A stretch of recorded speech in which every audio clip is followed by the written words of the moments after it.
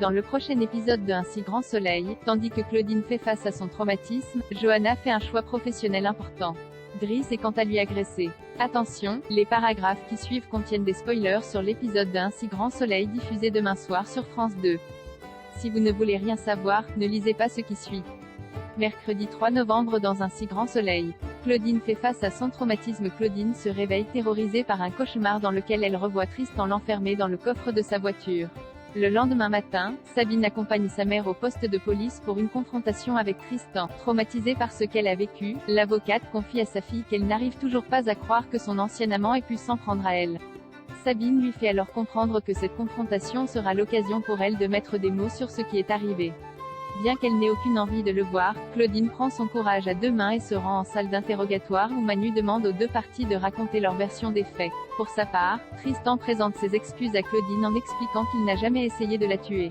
Très ému, il précise qu'il n'était pas dans son état normal.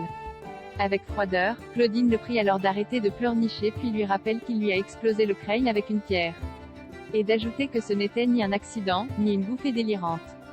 Après avoir évoqué leur amitié mais également leur liaison, Claudine lance qu'il la dégoûte. Sur les nerfs, Tristan, qui est certain qu'elle a voulu foutre sa vie en l'air en le dénonçant, rétorque qu'elle ne lui a pas laissé le choix avant de s'effondrer en larmes. De retour au cabinet, Claudine raconte à Florent son entrevue avec Tristan. Même si cela a été éprouvant, elle souhaite désormais tourner la page et passer à autre chose. Comme elle n'a aucune envie de rentrer à Paris pour le moment, Florent l'invite à rester au cabinet autant qu'elle le voudra. De son côté, Johanna annonce à Sabine que Claudine va rester encore quelque temps dans leur cabinet. Elle a beau être très heureuse que sa mère veuille se rapprocher d'eux, la prof de maths reconnaît toutefois qu'elle a un peu de mal à se projeter et indique qu'elle n'a aucune envie de se faire des illusions. Pour Johanna, elle devrait lui faire confiance. Johanna fait un choix professionnel important dans la matinée. Johanna rencontre un futur client à gros potentiel par l'entremise de Guilhem. Ne pouvant pas se permettre de partir plusieurs semaines à New York pour travailler sur ce dossier, Guilhem a en effet été dans l'obligation de refuser cette opportunité en or. C'est pourquoi, il a suggéré à son client de faire appel au service de sa nièce. Plus tard, Johanna discute avec Florent de la nouvelle affaire qu'elle compte accepter. Un défi excitant qui lui permettrait de défendre le dirigeant d'une société française qui accuse les Américains d'avoir contrefait l'un de ses prototypes médicaux.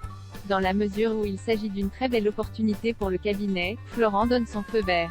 Driss est agressé. Yasmine est inquiète pour Anissa qui déprime toujours depuis sa rupture avec Antonin. La connaissant mieux que personne, la mère de famille lui signale qu'elle est une battante et l'enjoint à relever la tête pour aller de l'avant. Après avoir pleuré dans ses bras, la jeune femme remercie chaleureusement sa mère. Pendant ce temps, Driss, qui n'est pas sorti de sa cellule depuis 2 semaines, décide de faire sa promenade. Malheureusement, en traversant les couloirs de la prison, il est poignardé à plusieurs reprises par un autre détenu. Par la suite, Driss est transporté en urgence à l'hôpital où Alain le prend en charge. En s'occupant de son admission, David découvre qu'il s'agit du fils de Jasmine. Sans attendre, il s'empresse d'appeler sa collègue pour la prévenir. Sur place, Yasmine et Anissa apprennent que le pronostic vital de Driss est engagé et que son état de santé est préoccupant.